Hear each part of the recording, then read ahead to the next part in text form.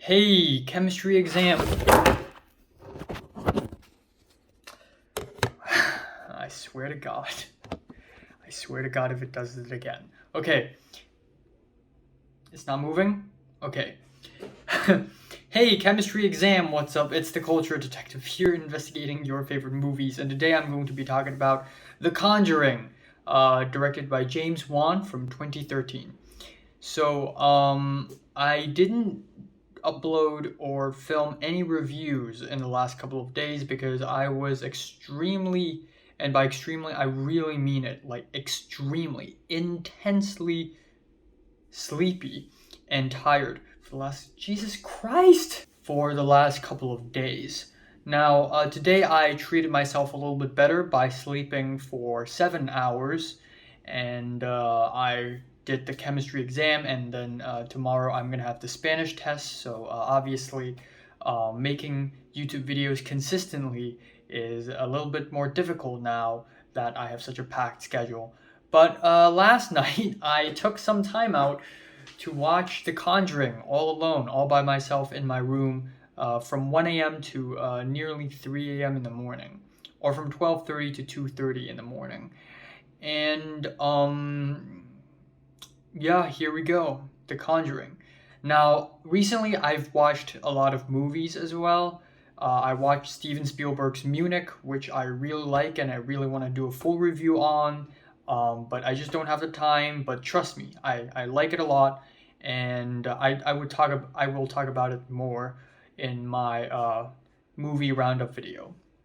But anyways, let's talk about The Conjuring here. I mean, at this point, I'm going to talk about whatever movie I watched and make a review out of it anytime I want. Yeah, I have been digging my fingers deep into the realm of horror for the last couple of years because my interest in horror and horror filmmaking and horror storytelling has been growing more and more and more. So finally, I'm watching the staple modern American horror movie, The Conjuring.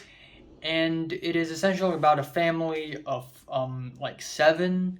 They moved into a spooky old shitty haunted house. It has a bunch of demons and ghosts in it, and they contacted the Lorraine couple, Ed Lorraine and not the Lorraine couple, the Warren couple, Ed Warren and Lorraine Warren, and together they went into the house and exorcised the demons.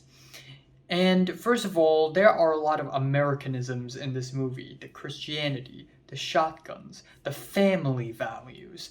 The whole threat of the movie is based upon family. Oh my God, my family's in danger. I need to protect them. I need to protect my children. And the whole premise is also based on Christianity because the demon is against Christianity, so the Warren couple, they place a lot of crosses all around the house, you know. Oh, they're afraid of the Bible, they're afraid of holy water and all that stuff. And similar to a lot of American horror movies, this movie pretty much follows an American horror formula. Act 1, a bunch of weird shit happens, a bunch of false jump scares, real jump scares, but nothing concrete. After Act 1 and Act 2, we finally learn what the hell is actually going on, and then we have the crazy, epic final act. Now, I'm not exactly a huge fan of this formula because after watching several East Asian and Asian horror films in general, comparing it to American horror films, a lot of East Asian horror films tend to be a bit more active. And by active, I mean the characters don't just sit there and wait and just get haunted just again and again. They actually do something about it. Like in Cure, the main character actually goes after the serial killer, or in Shudder, where the main characters try to find out the truth and put an end to this scare.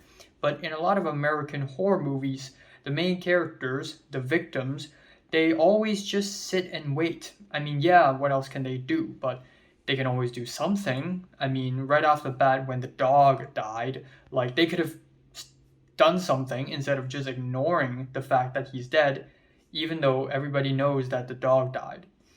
Now, that being said, though, there are a lot of effective scares in this movie. We have the hand clap jump scare, which uh, was a very creative, pretty clever jump scare. I really like the fuck. Why are there so many mosquitoes here? I like the closet jump scare a lot. I also like the You fucking kidding me, all right?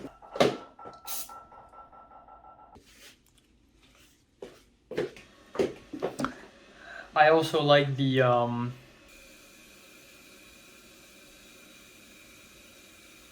and I like the last act. I think the last act is really well done. It has a lot of great scares. It has a lot of crazy scares.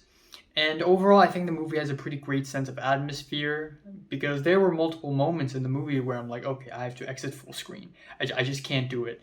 Even though I don't think the scares in this movie are that high octane or anything, I still think a lot of the scares here are really effective. Now, one huge issue, not even issue, one huge thing I want to say about this movie would be at the end of the day, this movie doesn't affect me in real life. The same way, say, Shudder affected me. When I watched Shudder, I didn't want to turn around because I was too scared to. Like, even after I turned off the lights when I went to bed, I was like, okay, is there a ghost under my bed? I don't want to know. But this movie didn't do that. Even though this movie has tons of effective scares, it didn't affect me. And it's not a bad thing. It's just that it's not a great. This movie isn't great in my opinion. And another thing is because this movie is so specific to its Christian themes. Oh, demons and ghosts, but family saves all, Christianity saves all. At the end of the day, I can't really apply this film to my own life. And I feel like one of the reasons why Shudder and many other horror movies work really well and affect me in real life is because I see myself in those situations. But I guess I just can't really see myself moving into an old shitty haunted house like in The Conjuring. So yeah, not a bad movie. Decent 7 out of 10. So have you watched The Conjuring from 1 to 10 how much you rate it? Like, and subscribe if you want more. And thanks for watching.